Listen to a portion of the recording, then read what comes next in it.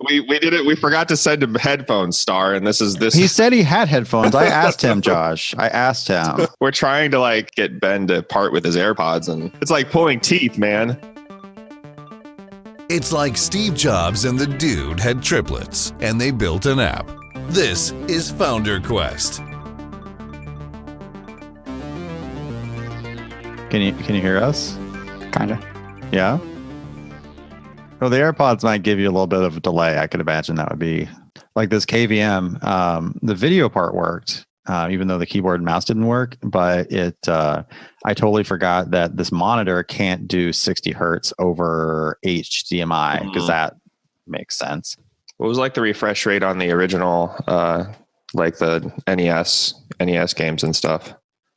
Oh, it's super good because it's a CRT. Yeah. It's just whatever the refresh rate is for your TV, right? Mm-hmm. So that's baked into the the NTSC sort of standard, which by the way is freaking complicated. Like video output onto like old school like NTSC, like for CRT stuff, is incredibly complicated, and I tried to understand it, and I pretty much just failed. Is PAL any simpler? I mean, I don't think so, because like because it's all analog, right? You're controlling the signal that goes, this analog signal that goes out and directs this like electron beam, and it's just not this world of like pixels. So like TVs don't, like, they have phosphors, but they don't really have pixels like computers have. There's no like, pixel at 1010. So, but fortunately, some people who are smarter than I have, when I was doing my emulator, they all basically they had mapped out the different cycles of the PPU, which is the NES's GPU. Basically, the different clock cycles of the GPU each correlate to a specific like pixel on your screen. Mm-hmm. So I didn't have to actually, to do an emulator, you don't actually need to know the, details of how TVs work and stuff and refresh rate and all that. So the results for my Twitter experiment yesterday got a little better over time. So it seems that Twitter's ad algorithm is like a self-learning algorithm. So it starts out like you tell it kind of who, like, the type of people you want it to target are, but then it optimizes itself over time as it actually starts to get clicks. Really? So if someone clicks, then I assume it picks people that are more similar to them, or that it thinks are more similar to them. And so it started out when I had first run it for a few hours. It spent like $10 and got 13 clicks, but that's really bad. Like that's 86. It was like 86 cents a click. By the end, what's a click though? What's a click? A click is like, no. So it was a link, whatever they call it, like a link promotion campaign. So it was, there was one link in the tweet, and the call to action was, or the result was to click that link. I thought you were talking about your pun. Oh, no, that did terribly. Although I did learn a lot about, that was a follower campaign. So I think I learned a lot about follower campaigns too. I just was like using the wrong campaign too. Okay. But, also people don't really probably care about puns in their advertised Twitter feed. But it was a fun afternoon, and I stand by it. But yeah, by the end of this second experiment, which was like more of a real experiment, I had brought the click down, or the cost per click down, to 46 cents. So we got about 113 click-throughs to FounderQuest, to the episode. Nice. And so very cool. At least now we know. And I don't know, like, I think I got the targeting pretty good, but it was my first try, so I'm sure we could optimize that a little bit. Maybe the content too. So if we want to buy clicks, we now know that they probably cost somewhere between like 25 and 50 cents. Awesome. I wonder how many of those people, subscribed or downloaded something. I don't know. I think that's one reason I wasn't quite convinced that it was the best idea to link to I linked to like an actual episode page, because I wanted to talk about the episode as like the reason you get interested. Yeah. But I think if I did this again, I want to try like a dedicated landing page that's made for the campaign, that has like an actual like a real call to action, like subscribe. Yeah. Like an intro, right? And some like info about why yeah. you should not just a transcript, which is basically what we have. Right. Yeah. You know what would be awesome is if we could somehow get people, like if we could send Apple users to just like subscribe an Apple, podcasts. Yeah. Or I guess people use different, podcatchers. So yeah, that's the problem. Yeah. Yeah. But, I did target only people on mobile though. I was smart enough to do that because I think people like for a podcast, people are going to subscribe on mobile pretty much exclusively. So it's like, totally. You don't want to target. What would be pretty easy to do is to send them to a landing page, and on the landing page, it detects, if they're in Apple or whatever, and then just displays the correct. Yeah, that could be cool. Yeah. Or like maybe pre-selects the link or something. Yeah. I like that. Yeah. Yeah. Or you could just hide the ones that aren't relevant, right? And I wonder if on because I use Overcast for my podcast. Okay. And I wonder if Overcast has some code that you could have a button to be like load an Overcast. Yeah, I was looking at the analytics in Transistor FM, and it said like 25% of our downloads are through the web.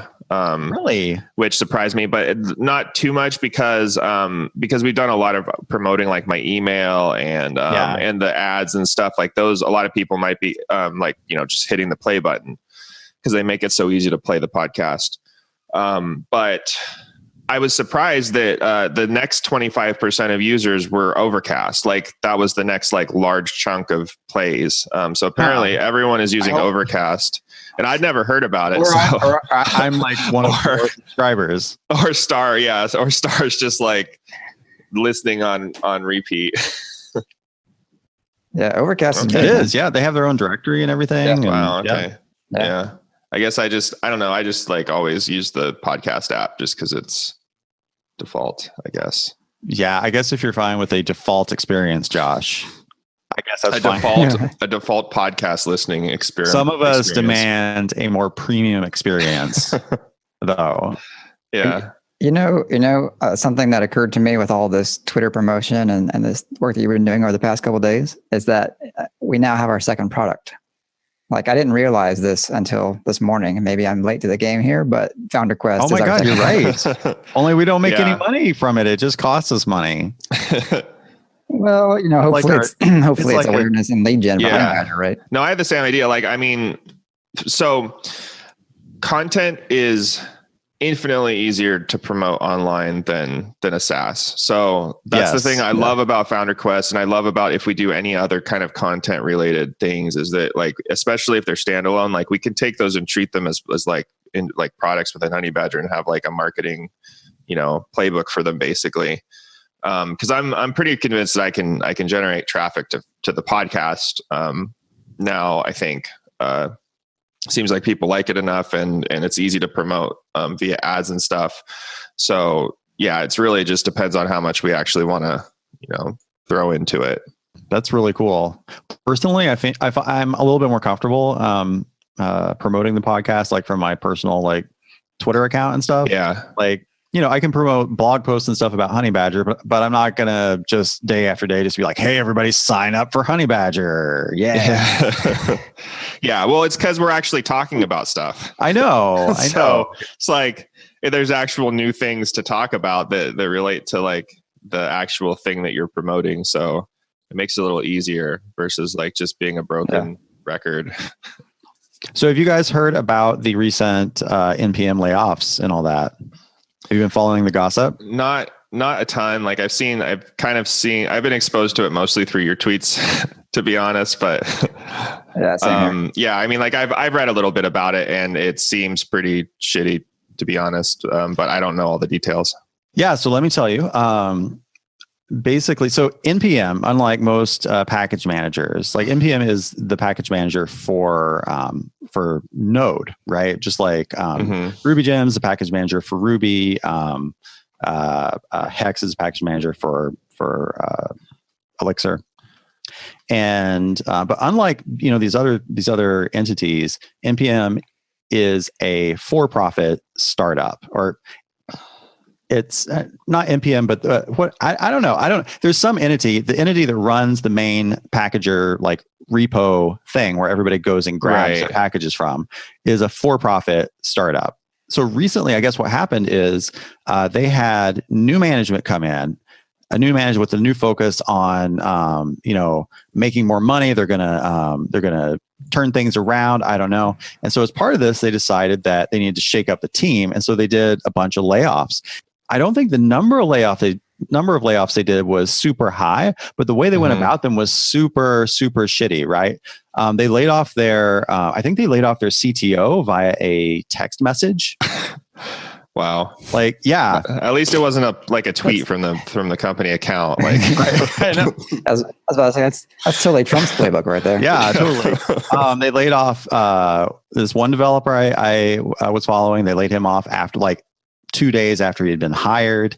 They laid off one person days before their options were about to vest. I saw that one. That one was, that sucks. And so it's just this whole sort of sleazy stew of grossness.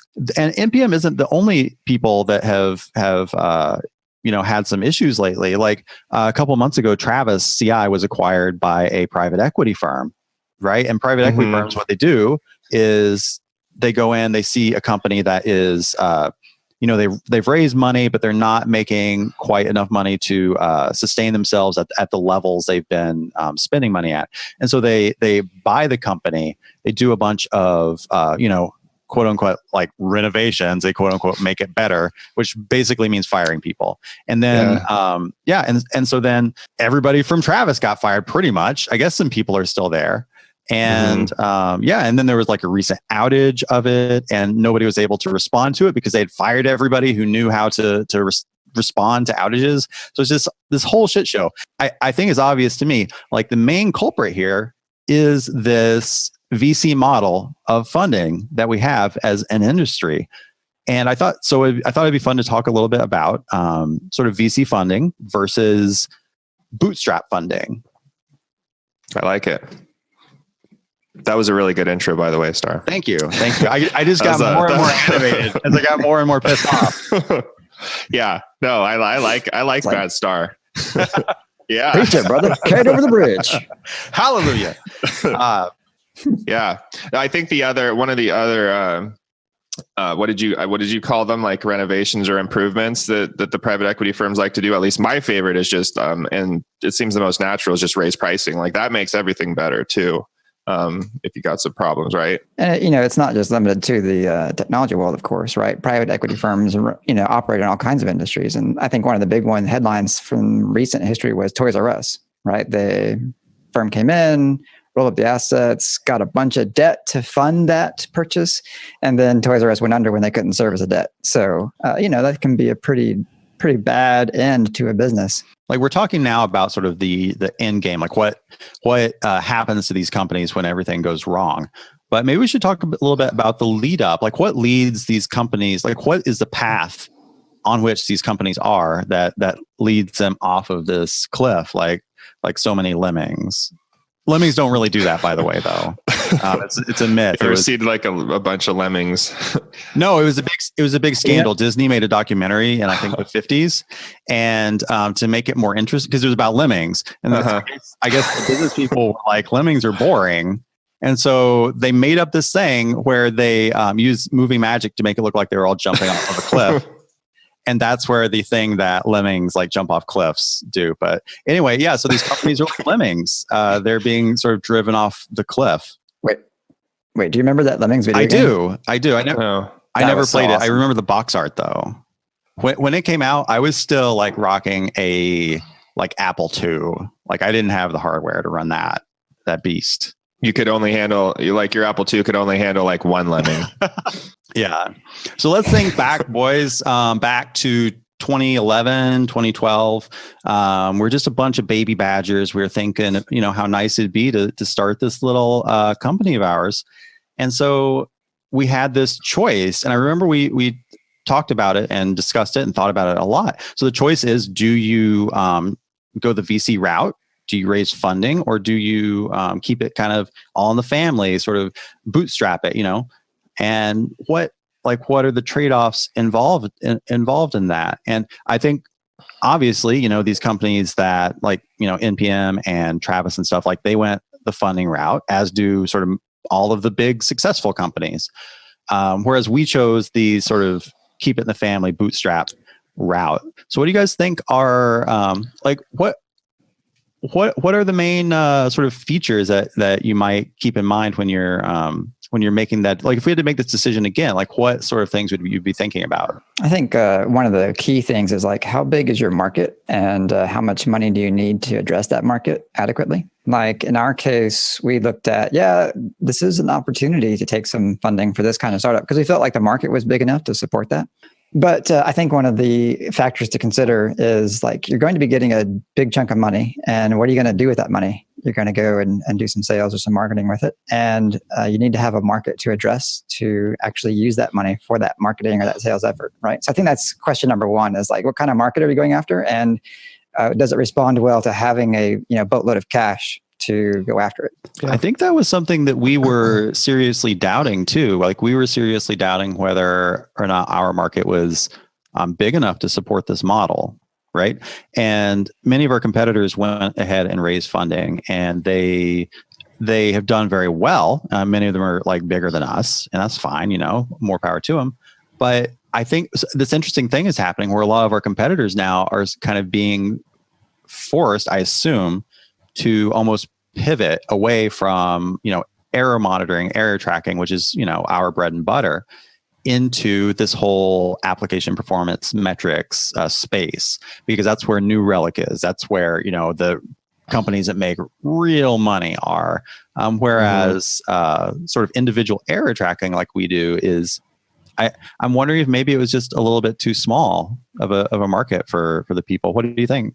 Yeah, I wonder if that might be the case. Sentry is definitely going to the APM thing. I haven't seen any word from Rollbar that they're making any changes, but you could say that error tracking is a more of a feature than a product, right? And so if you look at it that way, and you can say, oh, I need a bigger product then to sell into the larger organizations to make those revenues that I need to get to make the VCs happy with a revenue multiple. Well, you also think about, we talked about the size of the market, and markets are not usually unlimited in size. So, we've all been at this for what, 10 years now. I think we've been in it for 7, but error tracking as kind of a thing has been, around for 10, 15 years. But, I think there's a good chance that, if you're VC funded and you've got these investors that are expecting constant returns, you're going to hit the top of that market eventually, and then they're going to want you to go somewhere.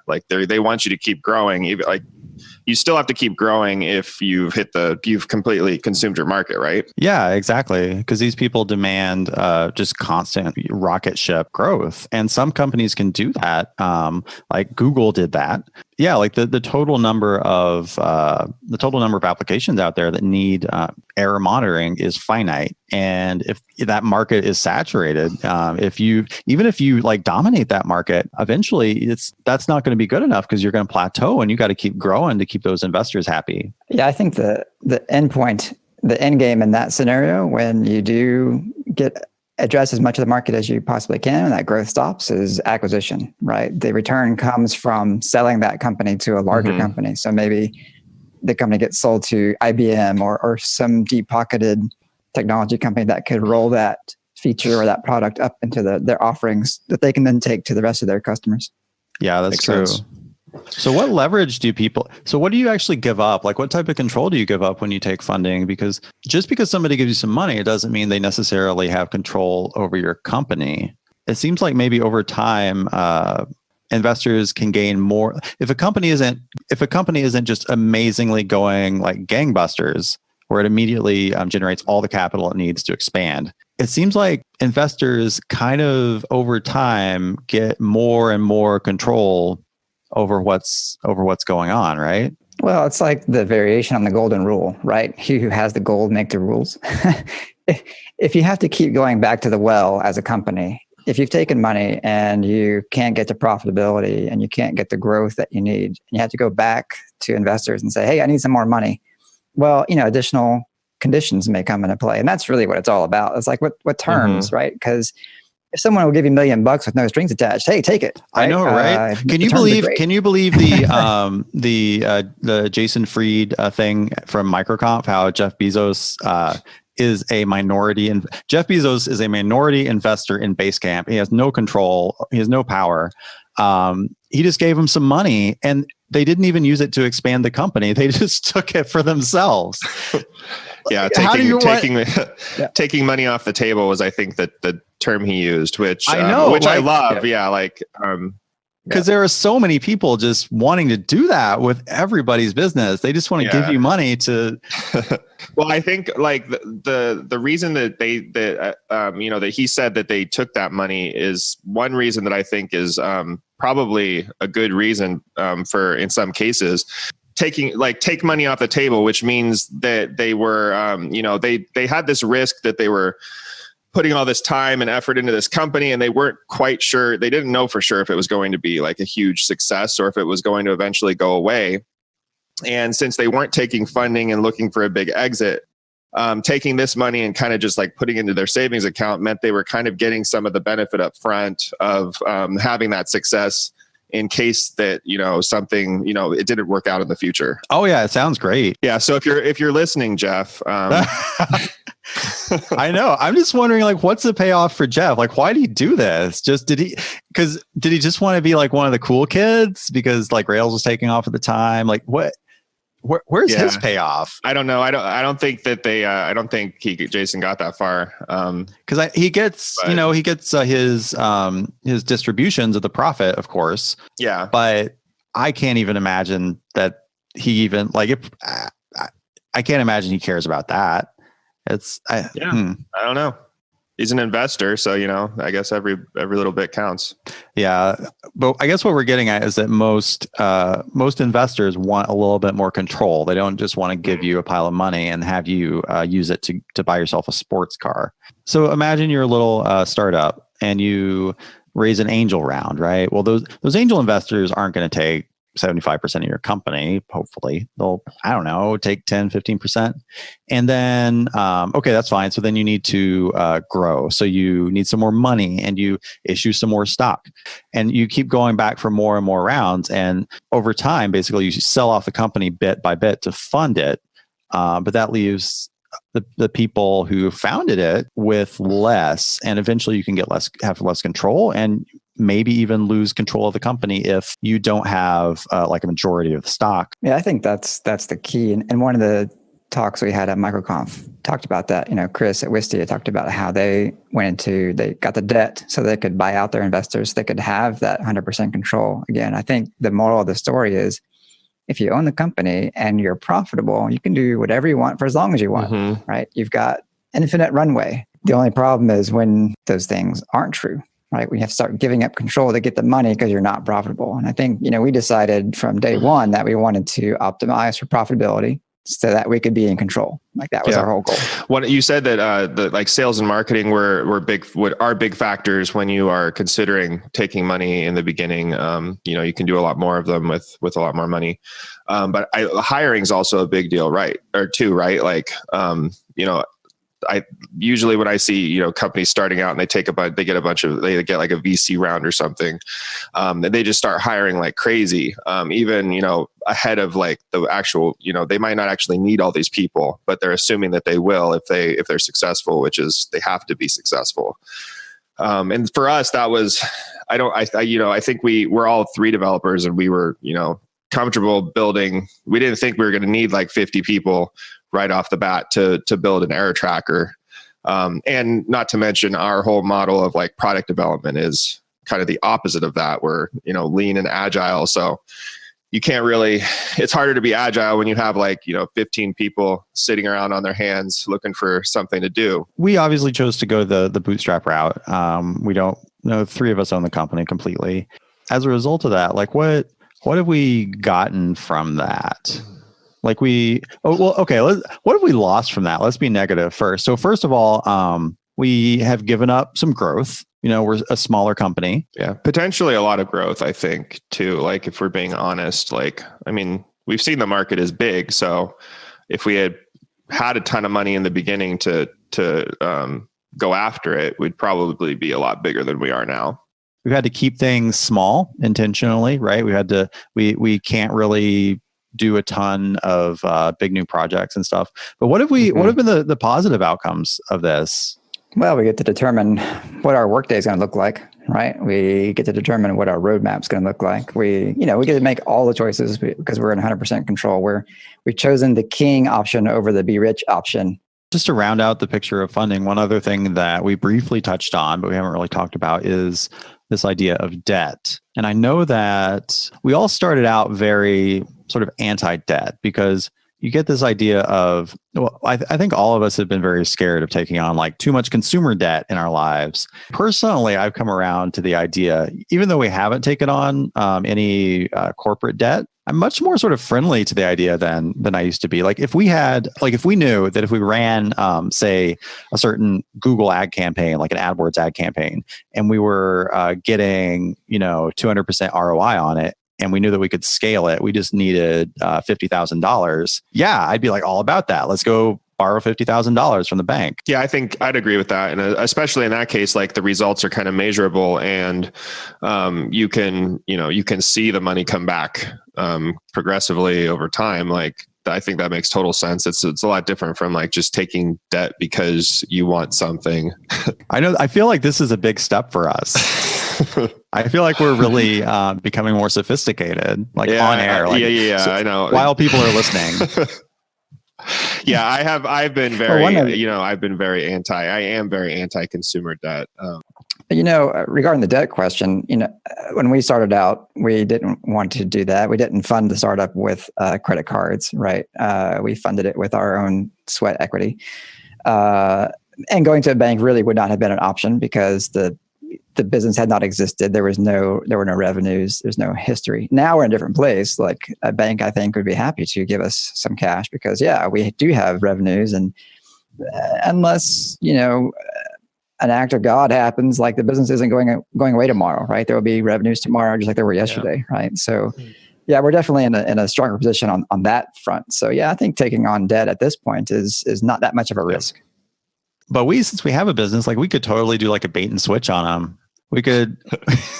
I have always kind of wanted to start a food truck, so maybe we'll. There you go. Honey Badger food truck. Well, what would we have? Like, I want to start like an oatmeal because I really like oatmeal, but it's usually boring. So like a it sounds kind of an artisan oatmeal truck.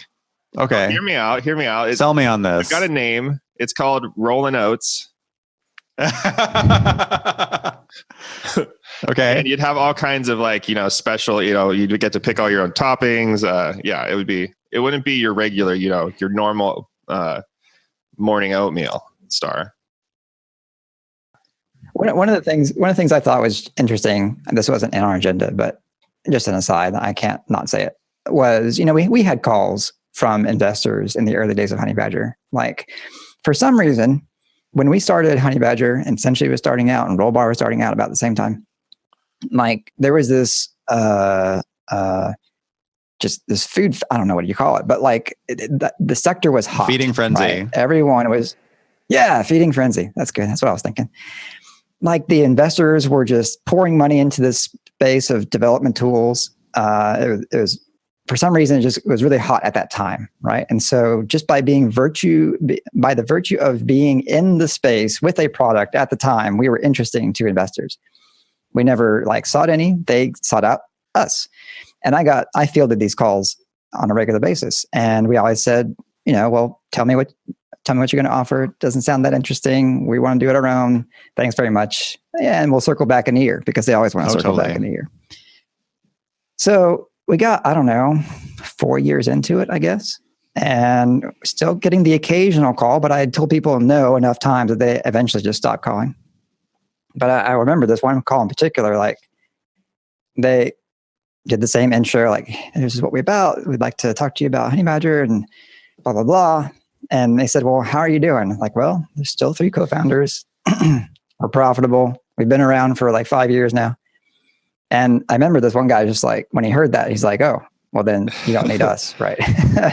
and it just felt like it really, at that point, is when the first time I felt like they're just preying on the yeah. weak, right? They're looking for people who are in distress or, have run out of money or are really up against the wall. And when they realize, you know what, you've been in business for 5 years and you're profitable, there's really nothing we have to offer you. You've figured it out, right? Basically. Yeah. And to me, that was like an eye-opening, like once you get to the point where you're making money on a consistent basis and basically you've figured it out, although you never really do completely figure it out. But once you get to that point, like you don't need that anymore. You're good to go. And if you can get to that point on your own, boom. Totally. And there's so many sharks out there in the water, like looking for these distressed companies. Like I'm not going to say their name because I'm not sure if I would get sued because it's, we had an NDA and stuff, but we were pursued for acquisition by a, fairly well-known company in the developer tools sector. And it eventually turned out like they were pursuing us as if we were this distressed company, as opposed to a freaking like wonderful, growing, like fierce, beautiful, kick-ass, bootstrap company. And so and so it was like this weird disconnect because they were just like, we're just going to cut all your users loose. We just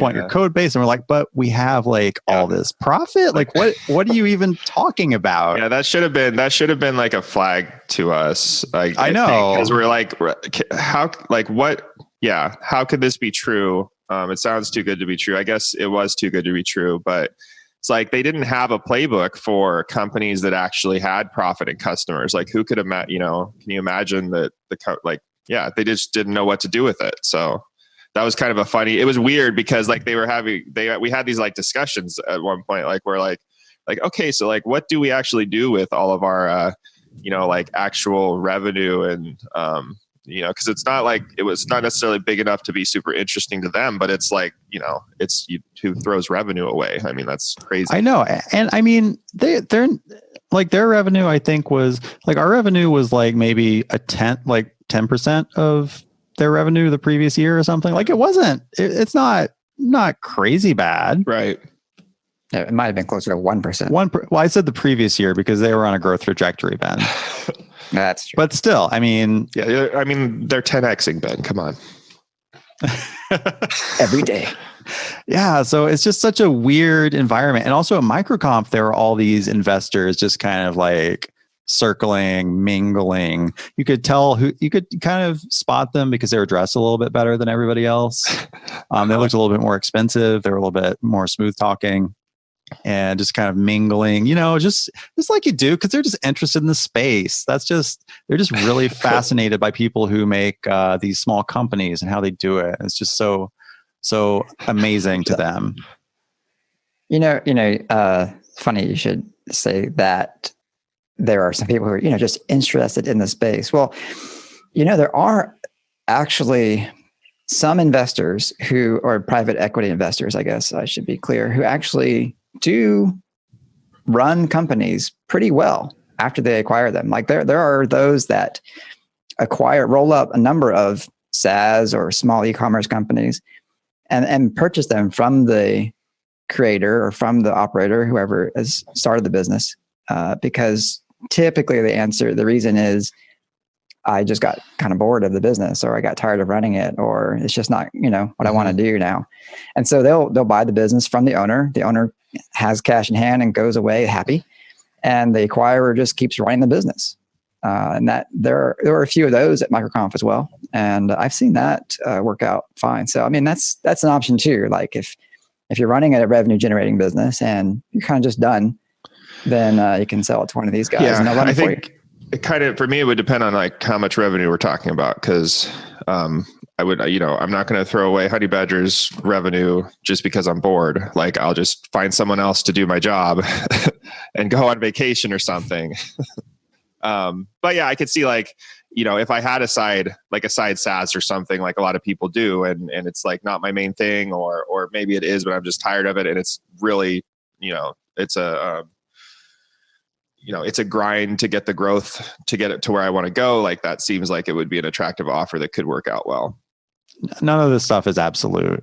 And I mean, honestly, I don't even know what I'm talking about a lot of this stuff. I'm just, we've been bootstrapped for so long that we've seen a lot of action around funding and around, how this stuff plays out. But we don't really have the inside perspective of a lot of it. Yeah, I think that's a good point to make. Because like we made our decision based on our personal preferences. Like we didn't want to have a boss. We wanted to be in control. And so that's what we know. Like none of us have run VC-backed companies, right? We don't really know how the other half lives.